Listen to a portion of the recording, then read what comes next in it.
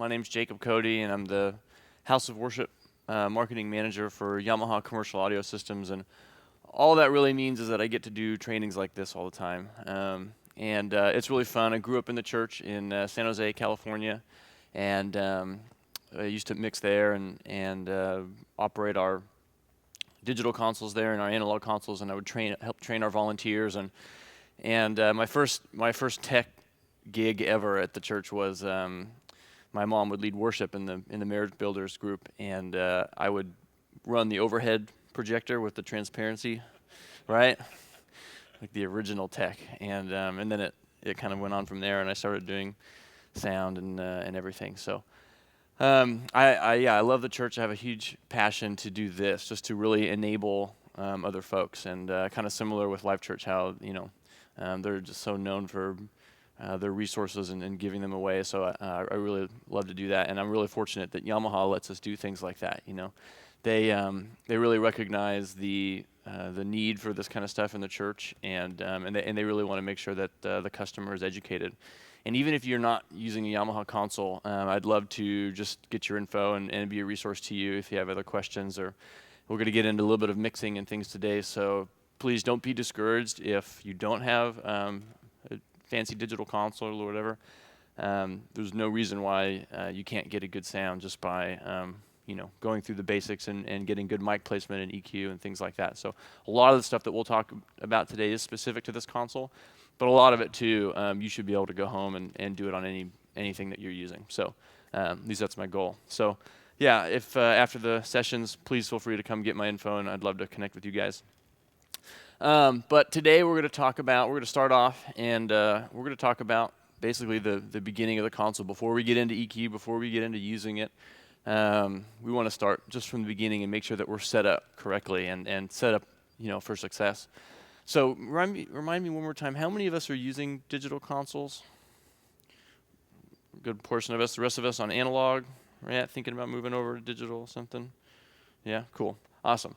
So a lot of us have digital consoles, but I found that the more and more places that I go, the more of us may not be using them correctly, right?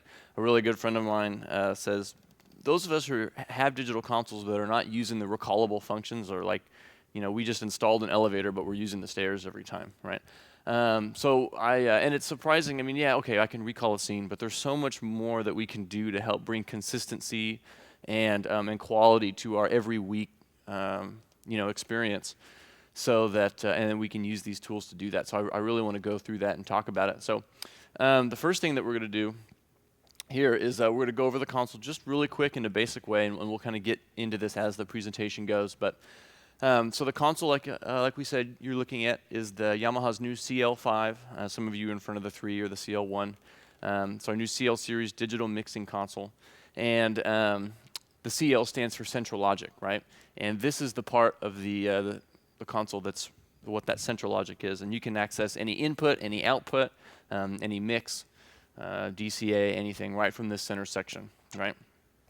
So you'll see here you got a few different buttons here. The select knob, right, for those of you that may not be on digital boards.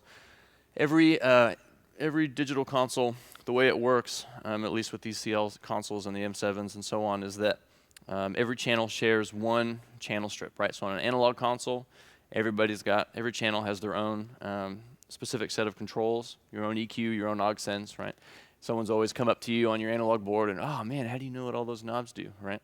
And we just know it's the same thing repeated over and over. So digital console, everything is on one channel strip, so you're going to select the channel that you want to make your adjustments to, and then make your adjustment, and then select the next channel and make your adjustments on that. We've also got the Q button, which is like PFL in the analog world. We've got our meters, we've got our on button, and our name display and color bar, and that's that part of the console. Over here we've got our scene memory keys and our undo key, so if we accidentally recall a scene, we can undo it really quick. And our scene preview key, and we'll get into that a little bit later, but essentially scene preview allows us to, without interrupting audio or changing anything, go in and look at another scene and make adjustments to it, whatever, without interrupting the show. So that's kind of handy. We've got our monitor level, which is going to act as your headphone monitors, or your headphone level when you're practicing mixing here today. And we've got user-defined keys, and we've got our bank selectable keys here. So our bank select keys, this is what's going to essentially change these 8 faders here to whatever that we want to look at. So we want to look at channels 1 through 8. We can select the input side over here, and now we're looking at either channels 1 through 8, 9 through 16, so on. If we go to the output side here, we can get to DCA 1 through 8, 9 through 16, any of our mixes, so on. So here we are looking at the macro view of the console, and this is our selected channel section. We've also got some user-defined knobs here. So similar to keys that can take us anywhere that we want to go on the console really quick, the user-defined knobs are going to be able to, we're going to be able to use those to control any parameter that we need to control really quick. So maybe it's going to be digital gain, or maybe it's going to be our sub drive on an aux, or maybe it's going to be whatever, so somebody's monitor. You can also be brightness and the lights. It can also be, by default, one of them is a touch and turn functionality, so you can actually touch whatever you want to control and then turn it. So it actually makes for a really quick way to operate the console. And so zooming in here on our selected channel section, we've got our mixes right here that we can use. This is a 32 output console, right? We've got 32 mixes that we can send our channels to. It's the exact same thing as an aux send. Yamaha just calls them mixes. So we have 32 of those in addition to our stereo and mono bus, so 35 total outputs. And again, the user-defined knobs here. But we've also got our gain. We've got 2 dynamics processors knobs. So a dynamics processor would be like a compressor or a gate, things like that. We've got a high-pass filter and a 4-band fully parametric EQ, right? And just so you guys kind of get an idea of how we're all wired here today. So this is a digital console that works with a digital snake system. So this would be our input rack. That's going to, you can see it right here on the stage. One of these might be on stage for you. You can also have other ones scattered around, maybe one up in your amp room or something. So this one, this is our RIO 3224, and that's got 32 inputs, 16 analog outputs, plus 8 AES outputs. And you can have a bunch of these going. We've also got a 16-channel and 8-channel versions, just to 8 in and 8 out only, so if you want to do a little bit of that. But the way this system is configured, by default, you might have a console in a kind of a star configuration where you've got a switch that goes out to multiple rack IOs, and you can also do it in a daisy chain way as well, which is kind of how we're doing it today. I'm coming out of the computer, into the console, out of the console, into these RIOs, out of these RIOs, daisy chaining all of these together, right? And so for our training purposes, you'll be able to see everything that's on this computer, and I can play tracks back to you. I can also record things to the computer, so this enables us to do what's called a virtual sound check. And we'll get into a little bit more of that later, but we're going to get a chance to mix today as if we were mixing a live performance. And that's kind of how we're talking to everybody and doing that. So, and yeah, that's kind of what we've got going on here today. So, basic operation here. The CL series has 2 main views that you'll be able to see on the console. One of them is the overview view, which you might be looking at now. It's basically showing you 8 channels at a time. So on those bank selectable keys on the center, if you select channels 1 through 8, you're going to be looking at channels 1 through 8 on the console. All of your mix sends, your EQ, your dynamics processors, and so on. If you want to see a zoomed-in view of just one channel and get a really good look at it, all of your selected channel buttons or knobs that are on the left-hand side of the screen that you can use to change your EQ or change your mix sense, those are also buttons. So if you push down on any one of those, you'll get a zoomed-in view. And feel free to follow along if you want. You can do that on your console. But you'll see a zoomed-in view of your board here. And so it'll show you a zoomed-in view of your EQ. You can see closer up your mix sends and so on. If you want to see an even more zoomed-in view of your EQ, you can actually just touch the EQ window right there, and you'll see a pop-up come up that gives you a really nice high-res view of what you're doing. So we're going to go through a quick exercise here in setting up our console. But before we do, I want to just talk about a little bit of what we're going to kind of do to set this up. So we're setting this console up essentially from scratch. Now, I've pre-named a couple of things to kind of speed us along, but when we got our console, we're going to set it up. We're going to want to have something that enables us to have some consistency week to week, right? And that's an input list. How many of us work with an input list every week? Only a couple. Okay, cool. So an input list is a really great thing that we can use to either instill with our volunteers or also help us. And what this is something that has a track of every input that we've got on the console, what all those instruments are, what mics we're using, the names of the people that are going to be on that instrument, maybe even some notes like where they are, upstage right, downstage, so forth. And then maybe even some colors, right? And it's also going to show us, maybe tell us what subsnake that they're plugged into and things like that. So it's really important that we have one of these because it will actually help us when we configure our console prepare for the week-to-week service. So let's say that we're gonna build an input list for the next 6 months of things, right? Maybe that's how long our sermon series go, or that's usually how long it takes before we completely reconfigure the stage. Maybe for some of us it's a year. Maybe for some of us it's every month or two when we do it every sermon series. But whatever that interval is, and we're gonna meet up with our worship pastor and our lead tech humans and whoever the people are that need to make this decision. We're gonna say, okay, how many guitars are we gonna have maximum, right? Probably gonna have, maybe for Easter we'll have 4 guitars. Okay. All right. Maybe we'll probably use somewhere between 1 and 2, or maybe 3 sometimes. But we'll just put 4 on the list for maximum. How many keyboards? Well, maybe we'll just do 2. We'll do a keys and a synth, maybe, or maybe we'll do more. How many drums? Well, we might do 2 mics on the kick drum and a mic on the snare. Oh, we might do a piccolo snare every once in a while. So let's put that in, right? You kind of get what I'm talking about here. Let's find the maximum things that we're going to use. And we're gonna set those up all on our input list. That way, we're actually wired and prepared for any last-minute things that we know are going to happen. And someone says, you know what? We've got 2 guitars. We just want to do 3 this week because so and so wants to play. And cool. We're already set up for it.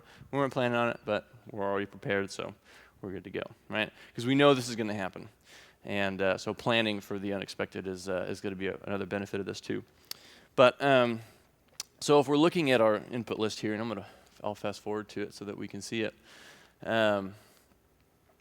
So this might be an example of what your input list looks like. So the first column here is going to be our use column. So this is going to show us, are we using this week, right? So as you can see here, we've got some things like, oh, we've got an extra tom that we're not going to use, or okay, we're only using 2 of the guitars this week. So we can update this part week to week just to let us know, oh, this is what we're using.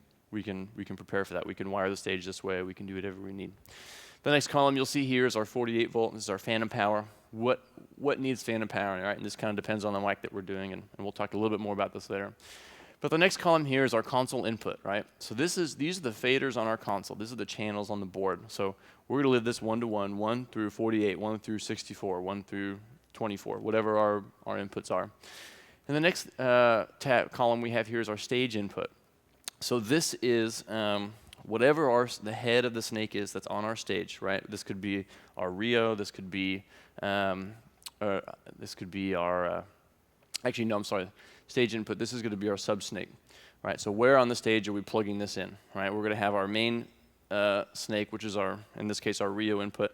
That's going to live backstage. We're going to have subsnakes that go out everywhere, looms of cable, essentially, that we can plug everything into.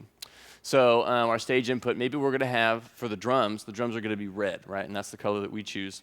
So the drums are red, and our subsnake is going to have red tape on it, and our drum mics are going to have red tape on it, and the cables are going to have red tape on it because they're all loomed together, and they're great.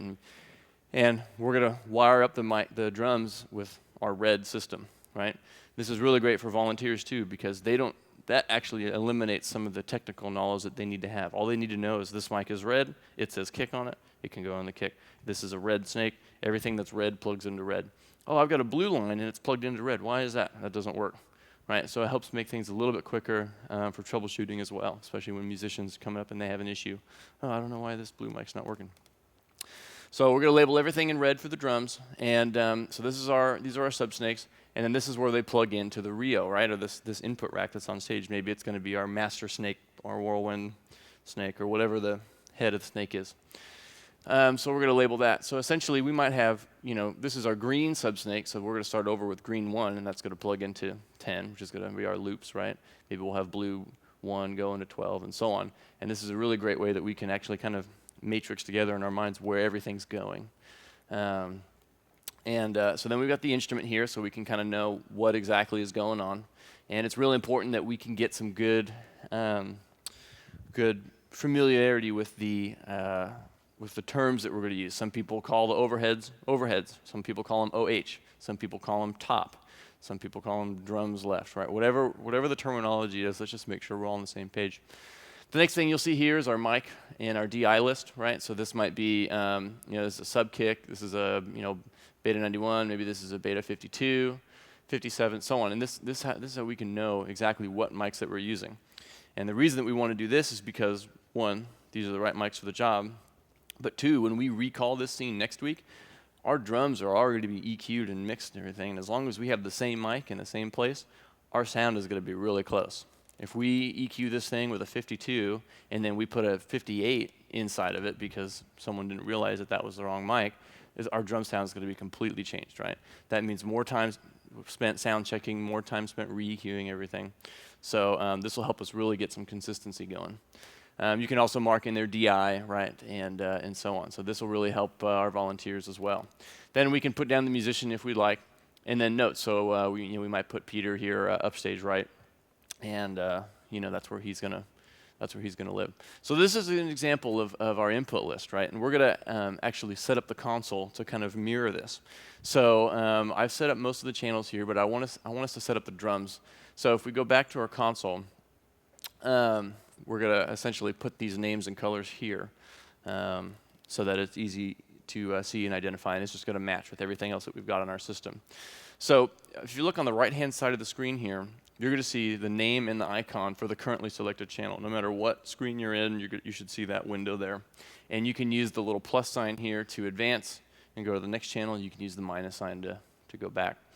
And so in this screen, if we look at this overview window, you'll see access for the channel patching and naming and everything right at the top and bottom of the screen. So if you look right here, channel 1, 2, 3, and so on, that's where we're going to go to make our changes to the channel. So if you guys want, go ahead and select that, and I'm going to jump here on the console and show you guys where that is here. So if I were to look at, go through 1 through 8 here, make sure I'm on my input side, 1 through 8, now I can see this overview window. So if I go ahead and just touch kick 1 right here on the first channel, I'm going to see this little patch and name thing here, and you guys can follow along. So you're going to notice that you got 3 tabs here down at the bottom. So the patch tab is where we can actually assign, tell our channels what input to pull from. Because our input list is 1-to-1, we're not really going to change that. Everything's patched 1-to-1 by default, so we're just going to leave that alone. But if we go over here to the icon tab, you're going to see a couple of new things that we can adjust here. So first, you're going to see the colors. This is where we can select what kind of color we want, pretty obvious. And we can make our choices there. And then we're going to pick an icon. And the reason that we pick an icon is not necessarily so that we see a nice picture of the kick drum, but when we select kick or we select snare, we're going to see a list of sample names here down at the bottom of the screen that we can use to quickly name the channels, right? So if I were to hit kick, I can just touch kick right there, and it's going to rename my channel to kick automatically. I don't have to worry about typing it in, right? Then I can go on to snare and hit snare and so on. If I want to do something specific, like I want to say kick in, or maybe I want to say kick 91, or I want to say Jake's guitar or something, then I can go in. If I just touch the name here, it's going to come over to our keyboard, and I can just type kick in. Pretty simple, right? If I want to set up something really quick to be able to be repeated over and over, I can actually copy and paste. So maybe I'm setting up vocal 1 through 6, right? So instead of, maybe if let's just do that, vocal 1.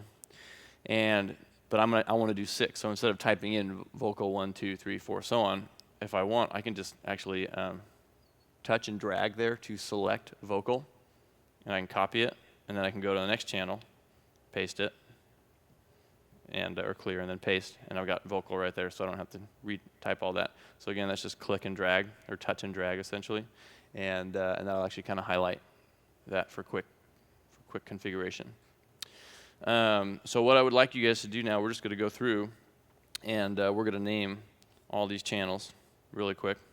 And let me go back to our kick drum here. We go kick, in, and then again, you can just hit here on the right-hand side of the screen, hit the little increase or decrease to get to the next channels, and just name those first few channels of that drum set. I think, if I fast forward to the input list here, you'll see exactly what it is that those are. And we can just label those really quick.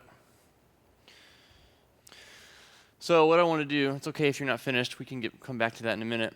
But the next thing that I want to do is talk about grouping these channels together. So the first thing that we'll probably want to do when we start setting up this console is that now we've got everything labeled.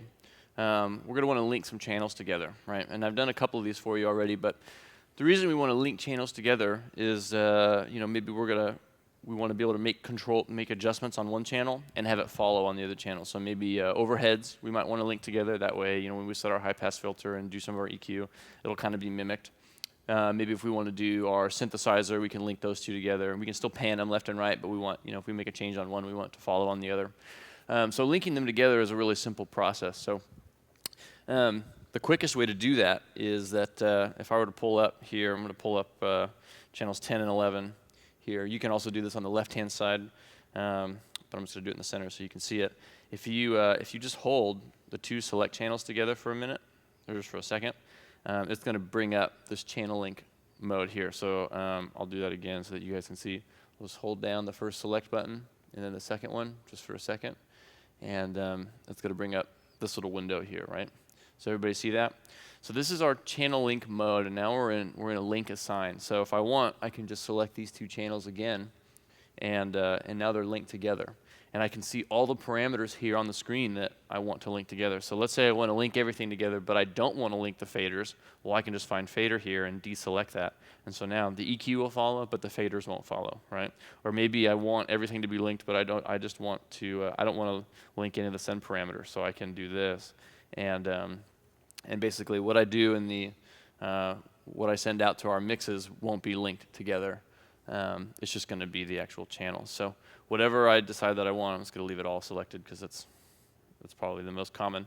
And so now that we're linked, we can find other channels that we want to link. So maybe we're going to do the synth, right? So if I go over here to synth, I can link theyese two together, and they're already linked, but I can link those. I can also do our overhead left and right. So basically, if I just select my left overhead and my right overhead and just select those together, you'll see the same thing. So we can have multiple different link groups essentially, and they can all be set to whatever their own individual parameters are. Everybody following pretty good? So when we're done with that, we can hit the close button, and now we're back. Now we're going, and you can see that my fader. Here, I'll do these ones. My faders are linked together here, and that's pretty great. So, but let's pretend these are my overheads, and well, you know what? Now that I think about it, my overheads sound really good, but the right one is a little bit too close to that ride symbol. I think it's a little bit louder, so maybe I want to create an offset now. So it's really easy to do this. So you still want them to be linked together, but you just want them to be slightly off so that you can kind of compensate for that. So all you do, once they're linked together, just hold down the select button of the channel that you want to change, make your offset, and now they're linked together with that offset. You see that? Just be careful to not do it too crazy, because then it kind of jumps up on you. But essentially, you can kind of create that offset, right? And then if you decide that you want to marry them back up together, you can just do that as well. Cool? Awesome. So that's a little nifty. And again, we can still pan them left and right if we like. But now you'll see, especially too on the screen, if you look up here, if I make a change on one of these, you're going to see it's going to happen on both at the same time. So that's pretty convenient there. So now that we've linked our channels together, we're going to talk about DCA grouping. And DCA group is not the same thing as a subgroup, right? We're a subgroup where we can take our channels together, put them in this one group. We can compress that group. We can EQ it. We can do all this stuff to it. We can have that be its own output if we want. We can send that group to stereo bus so that, maybe if we want to compress our drums and whatever. This is not that. The DCA group is purely remote control. It's just linking the fader level to it, right? So if we get all our drums together and we just want to link together, we just want to make one fader that just controls all of the drums, we can do that, but it's not going to affect the sound of it. It's not going to affect the blend of it. It won't affect it'll work in a way that basically is just like a robot controlling all the faders for us with one fader. So this is a really great tool that we can use for volunteers as well, especially if we have a lot of channels. simplifying things to less faders for them might make it easy as well. So maybe some people like to put all their drums on one fader, then they'll do all the guitars, then do all the keyboards, whatever. Another way that people will do it, maybe they'll put kick and bass on one, and then the rest of the drums on another, and then lead guitars, rhythm guitars. Some folks will do sopranos, tenors, altos, right? They'll kind of split it up in parts. It really kind of depends on what you guys are doing and the worship style that you're going. So there's many different ways to do it. But if you see on your console, I've already got them set up for you. But a quick way to get there is, so again, if we go here on our bank select keys, we go to our outputs, we'll make sure that we're selecting DCA right here, 1 through 8. You'll see here on the console, DCA 1 through 8. Now, what else is cool is that you can see exactly what's in all those DCAs right there. You can see those channels, and actually if you touch them, you can select the channel to make your adjustments here in our selected channel area. So again, we're going to assign all the drums to one DCA. So a really quick way to get there is that if you just double tap the select button of that DCA, it's going to bring up a DCA assign mode. And this is where we can actually select all the channels that we want to be in our DCA. So you see mine are already assigned, yours probably aren't. You can go here and select what DCA group you want to assign for. So we're all going to do DCA group 1. And if you want, you can either do it on the left-hand side of the console, or I'll just do it here in the center to show you. But I can just bring up all my drum channels and just make sure they're all selected here. And you'll see them start turning yellow on those channels when we assign them. So just select all the channels that you want to assign to that drum group. So it's going to be all the drums, essentially. So kick and everything. So it's going to be the first 9 channels, right? And once you assign them to there, we can go to the next group, assign those channels, go to the next group. So you see that the rest of them are already assigned for you. But once we're done, we can close out of there. And if we go back and look at our DCA groups, you'll see that, now the drums are all there, and those are all our groups. Everybody following along with that all right? So by default, these are all named and color-coded for you, but you can also change the name as well. So just like when we changed our channel names, if I just go up here to the top and go to my DCA group, I can change the color of that. I can change the name of it to be anything that I want. So it makes sense that my drums are red. My DCA group that's labeled drums is also red for familiarity. But maybe you want all your DCAs to be one color because you want to separate the fact that, no, this is a DCA, this is not an individual channel. So you can do that as well. Maybe you want all your DCAs to be green or yellow, so you can do that if that makes sense. Yeah, so we can go ahead and close out of that. So now we've got all of our DCAs assigned. You also probably saw in that menu that you can assign mute groups as well. So I'll show you the other way to get to some of these assigned functions. If you were to go to channel job, which is just here on the right-hand side of the screen, and if you were to touch that, you're going to see this little green area come up, channel job. And that's another way that you can get to channel link mode, DCA group mode. You can also get to mute group mode, right? And so this is just like how you could assign to DCAs. This is how you assign to mute groups. So you can select mute group 1, select all the channels that you want to assign to it. You've also got mute group masters here that when you activate number 1, that's actually going to mute the mute group number 1. You can also use the dimmer function, and the dimmer will allow you just to essentially not mute the channel, but just duck it or bring it down a few dB, whatever you like. So maybe the mute group is not as common as the DCA, just because you can kind of use the DCAs as a mute group anyway. You just hit mute or turn off the DCA, and they'll all be off. But the mute groups are there too that you can also assign. So cool. So now that we've got all those channels together, we can get out a channel job as well, just by hitting that little X there. And so now we've got our channels linked, we've got our channels grouped together. We're rocking and rolling. So the next thing that we're going to talk about here is, well, we've got our channel set up, and we've got all of our input list there, and so we see here that this console, it's really great because we have a lot of channels to mix here. We've got 72 channels available to us, but not a ton of faders, and it's great because we got this nice small console we can put anywhere, but we want to make this as easy as we can and be able to get to things as quick as possible. So one thing that we've done is we've put 16 DCA groups on here, so you can actually break it out into a lot more detail if you want. You can, again, just do kick and bass, and then the drums, and and you can kind of really get pretty granular with it and have control over pretty much everything with those 16 faders. Another thing that we've done is we've put custom fader layers built into the console. And this is a really great way that we can kind of compress our input list. So for example, we've got our drums, but we've got our overheads left and right. Well, if those are linked together, I only need to be able to see and control one fader, right? I don't need to look at both because they're linked, right? Same with my loops left and right. Well, I only need to be able to see, as long as I can control one fader, the other one will follow automatically. So I can actually compress this, this input list down and really kind of minimize the amount of layers that I have to jump around on. So a really great way that we can do that is if we go to setup here, we just select the little setup button on the bottom right-hand side of the screen. And then we go to user setup. So the user setup is a cool thing. So you've got the ability to recall a console file, right? Your scenes, and that's going to have your EQ and your compression and everything set up. But you also have the ability to be able to recall users.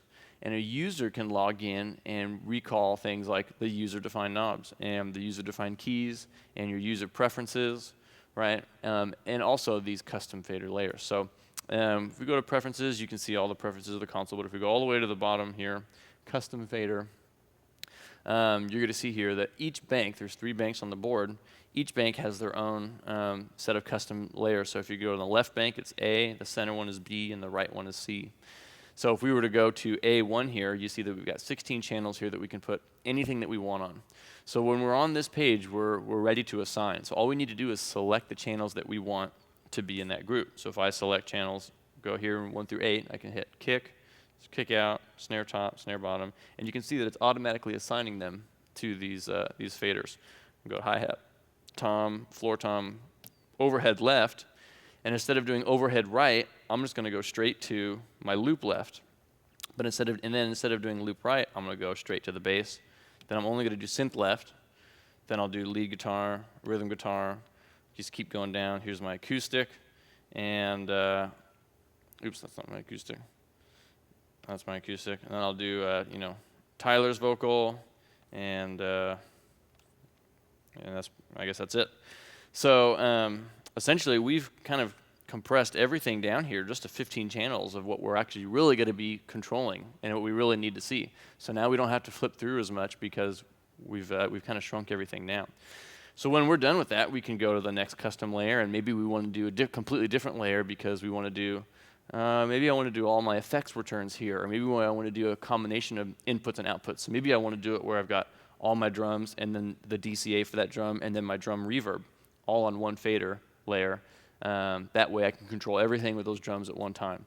Or maybe I want to do a one custom fader layer for my instruments on the left, and then I'll do on the right, maybe I'll go to C1 here, and I'm just going to do all my vocals. So if I go to my vocals, I can just hit vocal, vocal, vocal, vocal, vocal. And I'm going to be able to control all that, right? So now on my C bank, on the right-hand side, it's going to be vocals. The left-hand side is going to be band. And in the center, I can just leave it with DCAs. I can put it in my effects returns, whatever I want. So it's kind of the cool thing. You can kind of assign it however you'd like to do.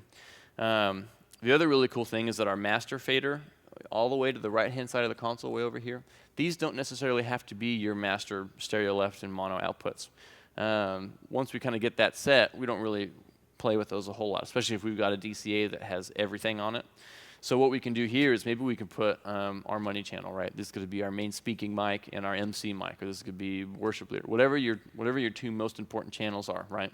And again, you can just select those the way that you want. So this is going to be my lead vocal mic, and this is going to be my lead guitar mic because I'm mixing for this guy that plays a lot of lead guitar, and I got to make sure that that's up in the house. So now these 2 channels are those 2, and those don't change with layers, so they'll just stay there forever. So you always know where your money channels are. So once you decided that you're done, you can go ahead and just X out of that, and or you can just hit the setup button just to completely get out of that window. And now if you go down to on the left-hand side of your console here, just to A1, you bring that up, you're going to see all of those channels together there on that custom fader bank, and you can't really see it on the screen, but you'll see all those channels there. Or if you go to the right-hand side, you go to your custom bank, you'll see all those channels there as well. Everybody see that? So that's a really great way to simplify what you're looking at, and only really need to get to what you need to see and leave out what you don't need to see.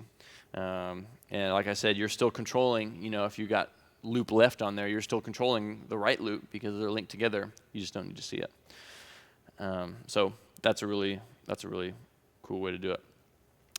So we've got our console kind of set up now. It's really slick and really quick and easy. You've also noticed that we've got these knobs here just above all the channels, right? These are our channel encoders. And you'll see here that you've got a couple different assign modes for them. You've got your gain, you've got your pan, you've got your assign. So the gain is pretty self-explanatory. This will control the gain on the console. And we'll get into a little bit more of this later. But the cool thing is here with the CL series is that if you have your Rio on stage, you can have multiple consoles, one at monitors, one at front of house, one at broadcast. And actually, every console can see and control gain if you like. You can also limit certain consoles. So I only want monitors to control gain, and I want everyone else just to deal with it. So you can actually change this gain knob to be digital gain and not analog gain. That way, you can control the gain on your console, but it won't affect anybody else. But we'll get into a little more of that later. The next button down is our pan. So that's pretty self-explanatory too. It's our panorama, so you can pan left and right, and we'll talk about that later today and a lot tomorrow, and actually building a mix and using that. And the bottom option here is the assign. We have the ability to assign this to be anything we want. So let's say we drive our subs from an aux, right? We can put that sub drive right there. Maybe we can assign this to be the lead worship leader's monitor, so that no matter what, wherever we're at, we can always make an adjustment to his monitor. Maybe we want that to be reverb. Whatever that we're going to probably access most often, we can put right there. We can also make it be whatever the last selected mix was.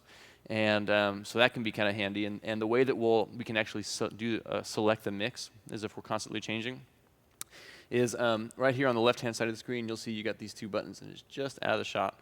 But you got your mix 1 through 16 and then 17 through 24, and that will change what send these are driving to. So if you want to select a mix, if you know, oh, right now I need mix 1, you can actually hold down, there he goes. You can hold down mix 1 through 16 and just push number 1, and now we're selected on mix number 1. Or you can hold down again and go to number 4, and now we're selected on number 4. So that when we make our adjustments here, it'll follow along like that, right? The way that we can get to this and tell it what we want it to do is, again, if we go in the setup menu. So we can go to setup, user setup, on the upper left-hand side. And instead of going to our custom fader, we can just go to user-defined knobs. And you'll see here, these are the 4 knobs that are on the right-hand side of the screen. And you can also do the assignable coder. So I have it set to mix 1 send because that's what's driving the subs. You can do selected send, which is where you can do that funny select thing, or whatever else. And so that's how you can kind of pick that. This also brings us to our user-defined knobs here on the right. So this is a really great way that you can get quick control of things if you want. So by default, they're set to brightness and the panel brightness and the name and so on. But you can, by going in here and adjusting that, you can pick a whole list of other things that you want to control as well. So they can be your dynamics processor, they can be your digital gain, they can be MIDI control change, lots of different things. The cool thing, though, is the touch and turn functionality. So if you see here at the bottom, touch and turn. So user-defined knob D is touch and turn. So if I go ahead, if I get out of this window, I go just hit the setup button to get out. A really quick way to mix is that if I just touch that send, I want to make an adjustment, and I can touch this send and make the adjustment, and it's really fast. A really great area where this comes into play is when we start using our premium rack effects, and we'll get into this a little bit later, but to show you really quickly, if I call up a premium rack effect, all these knobs here, I can just control all these parameters with this touch and turn, and it's a really quick way to get around on the console. So even when you're in your selected channel area, you can make adjustments to all your mix sends and your EQ and things like that just from this touch and turn. So it's a really quick way to get around the console.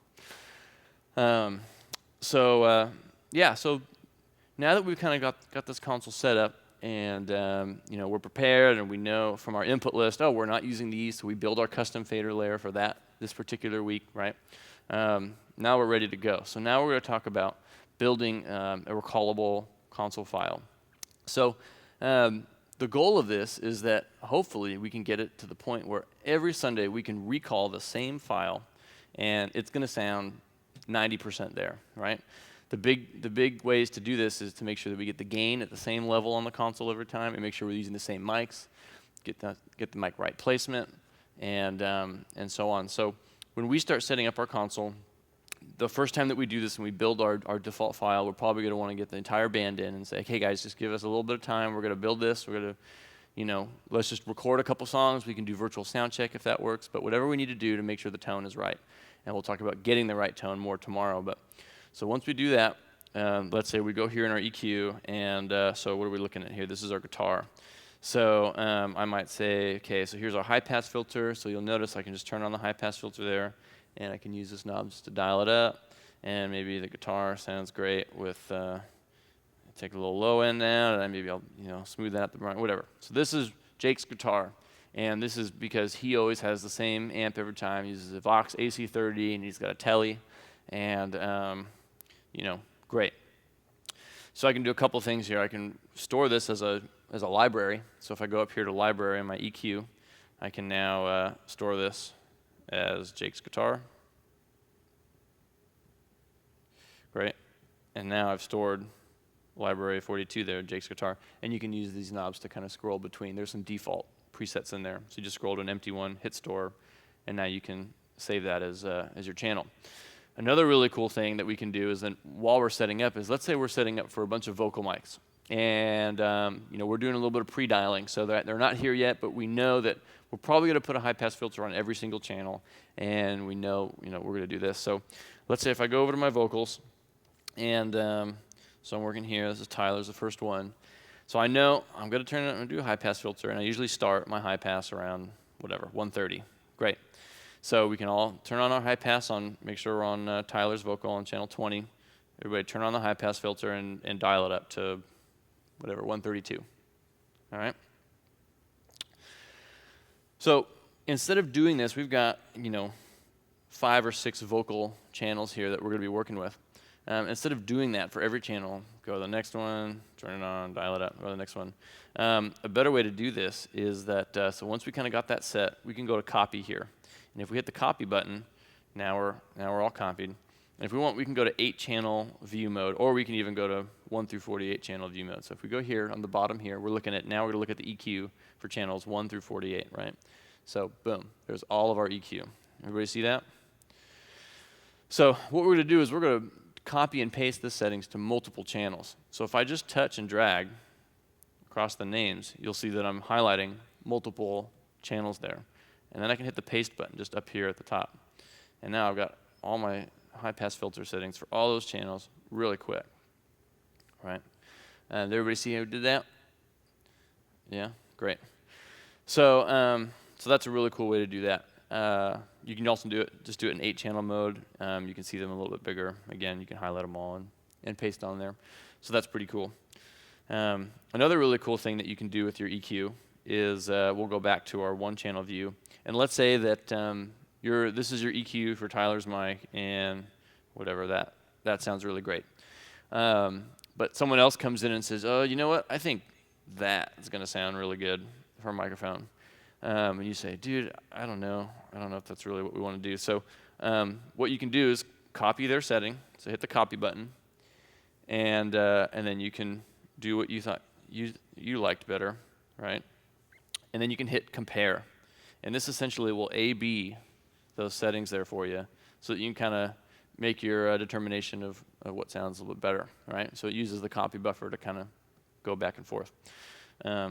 So that's another kind of cool thing that we can do there with our EQ. Another really great tool is let's say we're working here and we're working and we're doing this and we're kind of trying to see what sounds really good.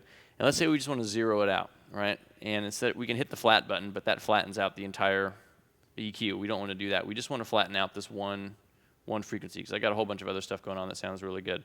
So if I want, I can actually just hit the Q and the gain button here at the same time, and it's going to zero out that one band, right?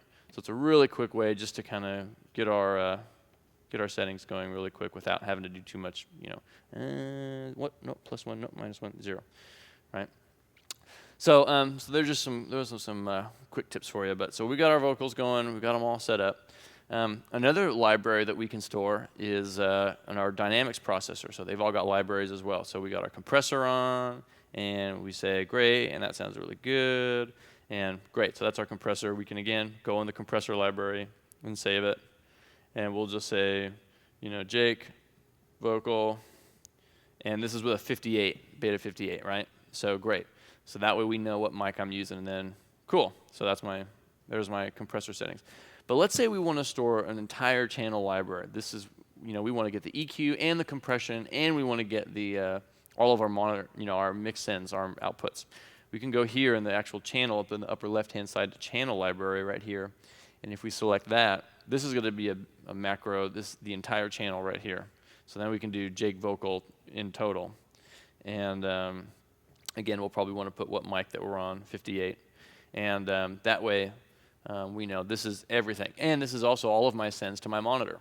So if I come back in the next week and I've got a 58 in my hand and we get our gain in the same place, it should be hitting it exactly the same way it was last week, which sounded really good because we spent time dialing it in and it sounded really good. And now I don't have to recheck Jake. Maybe I'm a little sick today, or maybe I had a little bit of cough, so I might make some minor adjustments to it. But again, we're 90% there, right? So this is a really great way that we can start using some of these recallable features here. So this will be maybe this is our start scene. We've got everybody set up. And you know what? Oh, Susie's playing guitar today instead of Jake. Well, great. We got our whole band going there, but all I need to do, I can recall that whole scene, but all I need to do then for Susie's, I'm just going to go to her channel, find her recall, and recall it. And now Susie's dropped in where, Jake would have normally been. Or maybe it's going to be Jake and Susie, so we can use one of those spare guitar lines that we've got to drop Susie in. And now it doesn't matter where they show up on the console because we can recall all their settings. Everybody kind of following along there? Cool. So that's a great place for us to for pause a little bit. So we've kind of talked a little bit about setting up our console. We've talked a little bit about using our libraries to recall and everything. I guess I'll just mention really quick, using the EQ, when let's say we're zoomed in here on our EQ, you can use the knobs here to make your adjustments, right? So you've got gain here on the right-hand side, you've got frequency on the middle, which allows you to, sweep what frequency that you want. And don't play with these too much yet, but you got your Q knobs down here on the left-hand side, and this will help us pick how wide or narrow of a frequency that we're going to adjust.